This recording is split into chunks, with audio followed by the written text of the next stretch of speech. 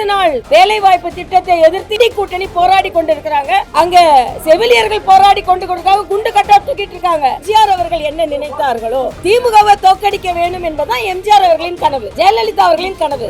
ஆக அதை எப்படி நாம நிறைவேற்ற போறோம் அப்படின்றதா. எம்ஜிஆர் எதிர்த்து திராவிட முன்னேற்ற கழகம் வீட்டுக்கு போக வேண்டும். இவங்க தான் ஆண்டவரை வேணான்றாங்களே, உண்டியல் வேணும் ஆனா ஆண்டவர் வேணாம். அதான் இங்க உள்ள கொள்கையா இருக்கு. தலைவர் எம்ஜிஆர் அவர்களுக்கு மரியாதை செலுத்துவதில் நான் பெருமை அடைகிறேன். இப்ப மட்டும் இல்ல, நான் கவர்னரா இருக்கும் போதே அவருக்கு மரியாதை செலுத்தி இருக்கிறேன். புதுச்சேரியில ஆளுநரா இருக்கும் போது அவரோட சிலைக்கு தவறாம மாலை அணிவித்து இருக்கிறேன். ஏன் இதை சொல்றேன்னா, புதுசா நான் மாலை அணிவிக்கல. என்னோட திருமணத்தை நடத்தி வைத்தவர் அவர் தான். அதனால கட்சி பாகுபாடு இல்லாமல், கொள்கை வேறுபாடு இல்லாமல் அவரை வணங்குபவள் நான். இன்னைக்கு பாத்தீங்கன்னா எனக்கு நல்லா ஞாபகம் இருக்கு, மக்கள் முன்னால் பதவி ஏற்றுக்கொண்டவர் எம்ஜிஆர் அவர்கள். ராஜ்பவனுக்குள்ள இல்லாம மக்கள் முன்னால் பதவி ஏற்றுக்கொண்டவர். அந்த அளவிற்கு மக்களோடு இணக்கமாக இருந்த ஒரு தலைவர். அவர் இருக்கிற வரைக்கும் திராவிட முன்னேற்ற கழகம் எந்த வகையிலும் வெற்றி பெற முடியாத ஒரு சூழ்நிலை இருந்தது. அதனால அவருக்கு எனது வணக்கத்தை நான் தெரிவித்துக் கொள்கிறேன். இன்றைய காலகட்டத்தில் அவர் ஆசீர்வதித்த ஒரு கூட்டணி வெற்றி பெற வேண்டும். அதற்காகத்தான் நாங்கெல்லாம் உழைக்க காத்திருக்கிறோம். தேசிய ஜனநாயக கூட்டணிக்கு அவரது முழு ஆசீர்வாதம் இருக்கும் என்பதை நான் இங்கே தெரிவித்துக் கொள்கிறேன். அதே மாதிரி இன்னைக்கு 100 நாள் வேலை வாய்ப்பு திட்டத்தை எதிர்த்து எதிர்கட்சிகள் எல்லாம் போராடி ஆளும் கட்சி இண்டி கூட்டணி போராடி கொண்டிருக்கிறாங்க. அங்க செவிலியர்கள் போராடி கொண்டிருக்காங்க, குண்டு கட்டா தூக்கிட்டு இருக்காங்க. அதே மாதிரி அங்க துப்புரவு தொழிலாளர்கள் குண்டு கட்டா தூக்கப்பட்டு கொண்டிருக்கிறார்கள்.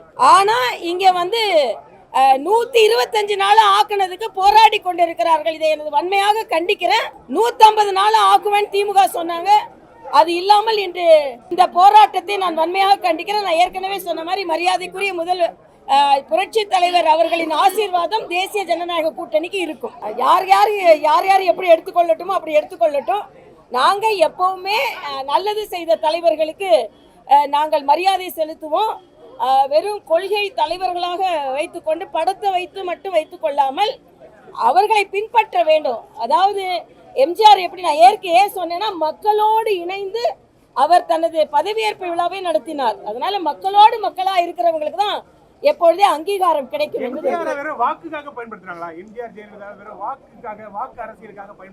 இல்ல அப்படிலாம் இல்ல, அதாவது வாக்குக்காக இல்ல, அவர் செய்த நல்லது. அதனால்தான் தேசிய ஜனநாயக கூட்டணிக்கு அவரது முழு ஆதரவு இருக்கிறது, ஆசீர்வாதம் இருக்கிறது என்று நான் சொன்னேன். ஏன்னா மரியாதைக்குரிய பாரத பிரதமர் அவருக்கு இன்னைக்கு சென்ட்ரல் ஸ்டேஷன்ல இருந்து வரும். அவர் பேரை வச்சதே மரியாதைக்குரிய பாரத பிரதமர் அவர்கள் தான். அதே மாதிரி இன்னைக்கு அவர் ஆரம்பித்த கட்சியோடு கூட்டணி வைத்திருக்கிறோம். அதனால நிச்சயமாக தேசிய ஜனநாயக கூட்டணிக்கு அவரோட ஆசீர்வாதம் இருக்கும் என்பது எனது தெளிவான கருத்து.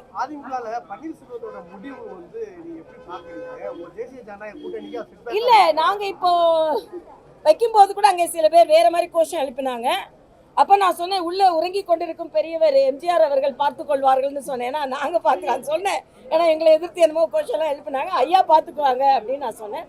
அதனால அவருக்கு எம்ஜிஆர் அவர்கள் என்ன நினைத்தார்களோ, திமுகவை தோற்கடிக்க வேண்டும் என்பதுதான் எம்ஜிஆர் அவர்களின் கனவு, ஜெயலலிதா அவர்களின் கனவு. ஆக அதை எப்படி நாம நிறைவேற்ற போறோம் அப்படின்றதா. அதனால உள்ளேக்குள்ள குழப்பங்கள் எல்லாம் தாண்டி எம்ஜிஆர் எதிர்த்து திராவிட முன்னேற்ற கழகம் வீட்டுக்கு போக வேண்டும். அதற்கு எல்லோரும் துணை நிற்க வேண்டும் என்பதுதான் எனது கருத்து. இல்ல, அந்த எண்ணிக்கை எல்லாமே அப்படி காத்துல பறந்து வர்றதுதான், உண்மையானது எதுவும் இல்ல.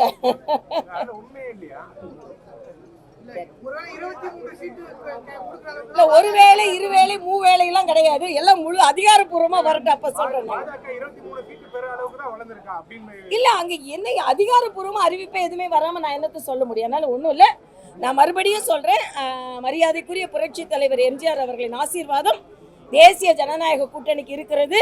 2026 வெற்றி பெறுவதற்கு அவரது ஆசீர்வாதம் முழுமையாக எங்களுக்கு கிடைக்கும் என்பது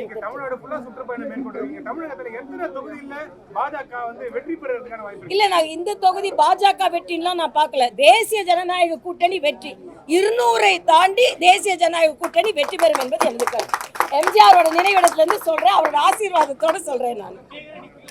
நன்றிப்பா. ஆண்டவனும் ஆண்டு கொண்டிருப்பவரும் பார்த்துக் கொள்வார்கள். எந்த நேரு எந்த நான்குலாம் எனக்கு தெரியாது. எங்க மோடி அவர்களை சொல்றேன்.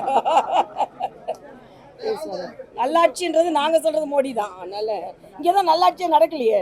அதனால இவர் ஆண்டு கொண்டிருப்பவர்னு நாங்க நினைக்கல, ஆண்டவர்னு நினைக்கல. ஆண்டவர் நினைக்கிறது மேல உள்ளவர், ஆண்டு கொண்டிருப்பவர்னு எங்க மோடியை தான். இவங்க தான் ஆண்டவரே வேணான்றாங்களே. உண்டியல் வேணும், ஆனா ஆண்டவர் வேணாம். அதான் இங்க உள்ள கொள்கையா இருக்கு.